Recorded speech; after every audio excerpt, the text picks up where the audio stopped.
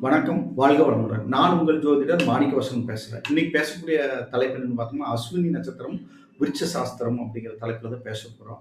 இப்போ அஸ்வினி நட்சத்திரத்தோட அதிதேவதை ஏற்கனவே நான் சொல்லியிருக்கிறேன். அஸ்வினி தேவர்கள். அவர் வழிபாடு வச்சுக்கிறது ஒரு சிறப்பு. அடுத்தது பார்த்தோம்னா, விருட்ச சாஸ்திரத்தின்படி அஸ்வினி நட்சத்திரத்துக்கு உண்டான மரம் எட்டி மரம். எட்டி மரம் சிவன் கோயில்ல நிறைய கோயில்ல தலவிருட்சமா இருக்கு. ஓகேங்களா? அப்படி இல்ல அப்படின்னா, எட்டி மரம் உள்ள சிவன் கோயில்.